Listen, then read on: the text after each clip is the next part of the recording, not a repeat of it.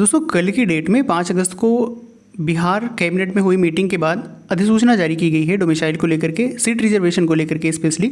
तो दोस्तों वहाँ पे क्या कुछ अपडेट है, उस अधिसूचना में क्या बातें कुछ क्लियर हो रही हैं उस पर हम बात करेंगे। जैसे कि बिहार के मूल निवासी होने पर भी क्या डोमिसाइल का लाभ नहीं मिलेगा या सीट रिजर्वेशन उनके लिए नहीं होगा, तो उस पर हम बात करेंगे दोस्तों। और साथ में क्या डोमिसाइल जो अधिसूचना जारी की गई है, क्या इसमें कुछ गड़बड़ियां हैं या कुछ गलतियां नज़र आ रही हैं, ऐसा लग रहा है।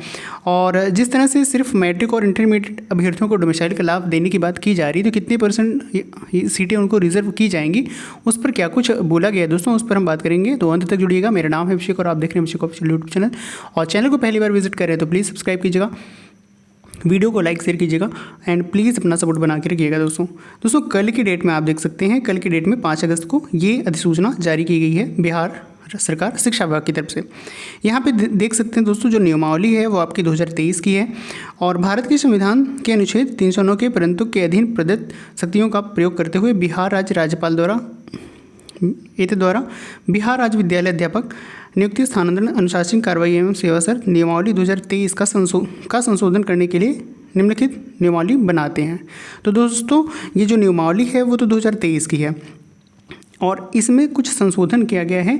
उस संशोधन को लेकर के अगर हम बात करें तो यहाँ पे आप देखिएगा, यहाँ से आप देख सकते हैं। तो पहले पॉइंट में चीज़ें मेंशन की गई हैं कि संक्षिप्त शीर्षक और प्रारंभ। यहाँ पे देखिए दोस्तों, पहले पॉइंट बताया गया है, यह नियमावली बिहार राज्य विद्यालय अध्यापक नियुक्ति, स्थानांतरण, अनुशासनिक कार्रवाई, सेवा शर्त संशोधन नियमावली 2025, यानी इस नियमावली के 2025 की संशोधित नियमावली कही जाएगी।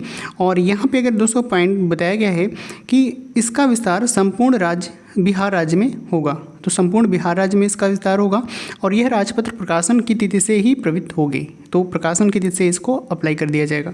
वहीं दोस्तों अगर हम बात करें सेकंड पॉइंट में यहाँ पे बताया गया है, बिहार राज्य विद्यालय अध्यापक नियुक्ति, स्थानांतरण, अनुशासनिक कार्रवाई एवं सेवा शर्तें नियमावली 2023 के नियम 6(4) के बाद नियम 6(5) का अंतःस्थापन। अब दोस्तों ये जो चीज़ें बोली गई है, जो बिहार की जो नियमावली थी 2023 की जो नियमावली है, उस नियमावली में जो पॉइंट है वो 6 और 4, यानी मेन पॉइंट जो है आपका 6 और उसका जो सब पॉइंट कह सकते हैं वो पॉइंट नंबर 4 है, बस यहीं तक इस नियमावली। तो इसमें एक और पॉइंट जोड़ा गया है, 5वां पॉइंट जोड़ा गया है, उसी को लेकर के यहाँ पे बात किया गया है। उस 5वें पॉइंट में क्या कुछ चीज़ें ऐड की गई हैं इस संशोधित नियमावली में, उसी को लेकर के यहाँ पे बात किया गया है।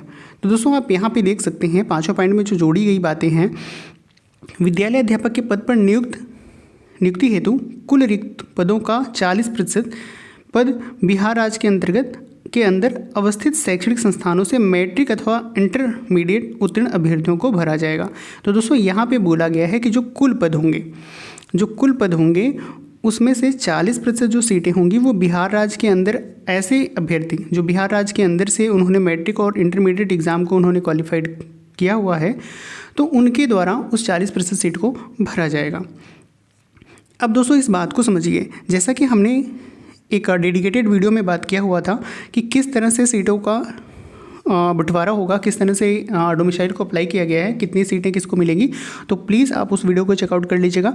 साथ में दोस्तों अगर हम बात करें, जैसे मान लीजिए 100 सीटें हैं, ओवरऑल 100% सीटें हैं, तो 100% सीटों में से हमने बात किया था उसमें कि 50% आपकी कैटेगरी वाइज सीटें रिजर्व होंगी और 10% सीटें आपकी EWS से भरी जाएंगी। तो कैटेगरी आपने देखा, ये वर्टिकल आपका रिजर्वेशन हो गया, तो वर्टिकल रिजर्वेशन के तहत आपको 60% सीटें आपकी रिजर्व हो गई और बची कितनी सीटें, 40%। तो दोस्तों 40% सीटों में, अब देखिए 40% सीटों में तो फिर महिला आरक्षण होगा, 35% अगर महिला आरक्षण किया जा रहा है, तो उसके बाद जो बची सीटें होंगी, तो क्या उस सीटों के बाद, यानी 40% सीटों में से 35% इस सीट का रिजर्वेशन, महिला रिजर्वेशन आप निकाल दीजिए। उसके बाद जो 65% जो सीटें बचेंगी दोस्तों, इस 40% में से जो 35% आपने निकाल दिया, यानी 40%, और 40% में आपने 35% निकाल दिया महिला आरक्षण। देन दोस्तों जो 65% इसकी, इस 40 की 35% यहाँ पे निकाला आपने, और 65% जो सीटें दोस्तों होगा वो 65% सीटों में 40% सीटें रिजर्व होंगी, जैसा कि इस नियमावली में बताया गया। तो क्या इस 65% सीटों का 40% जो सीट होगा वो आपके इस नियमावली के तहत भरा जाएगा। पहला पॉइंट तो ये चीज़ें क्लियर हो रही है जिस तरह से अगर हम बात करें तो एक पॉइंट तो ये निकल कर आ रहा है दोस्तों, ठीक है। इसके बाद दोस्तों अगर हम बात करें और दोस्तों अगर हम दूसरे पॉइंट की बात करें, जैसा कि हमने बात किया तो क्या या एक तरीका जिस तरह से एसीएस सर ने डेडिकेटेड एसीएस सर ने वीडियो के माध्यम से उन्होंने प्रेस कॉन्फ्रेंस किया और वहाँ पे उन्होंने बातें की कि ओवरऑल या तो दोस्तों दूसरी कंडीशन ये बन रही है कि सभी कैटेगरीज़ में जो भी वर्टिकल हॉरिजॉन्टल जो भी यानी वर्टिकल जो भी आरक्षण हो गया या हॉरिजॉन्टल हो गया, जो भी सीट यानी जो कैटेगरी वाइज जो सीटें होंगी, कैटेगरी वाइज जो सीटें होंगी आपकी, क्या उस कैटेगरी वाइज सीटों को 2 पार्ट में बांटा जाएगा, 40% और 60% उसका किया जाएगा। 40% सीटों में उन अभ्यर्थियों को फिल किया जाएगा जो बिहार से 10th और 12th क्वालिफाइड हैं, 10th और 12th क्वालिफाइड हैं, उनको फिलअप किया जाएगा। और 60% सीटों में ऐसे अभ्यर्थी होंगे जो नॉर्मल, जिन्होंने अदर स्टेट से या कहीं से भी उन्होंने पढ़ाई करी है। तो दोस्तों ये 2 पॉइंट यहाँ पे क्लियर हो रहे हैं। पहले पॉइंट में हमने बात किया कि किस तरह से, और दूसरे पॉइंट में ये कि सभी कैटेगरी में जैसे ओबीसी हो गया, एससी एसटी हो गया, तो सभी की सीटों को 40 और 60 के रेशो में उसको डिवाइड किया जाएगा। और उसके बाद आपका वहाँ पे यानी कह सकते हैं अपॉइंटमेंट किया जाएगा, नियुक्ति की जाएगी। दोस्तों आई होप आपको ये दोनों डाउट्स समझ आए होंगे, दोनों पॉइंट समझ आए होंगे। नहीं समझ आया तो प्लीज़ फिर से रिवाइज करके समझिएगा।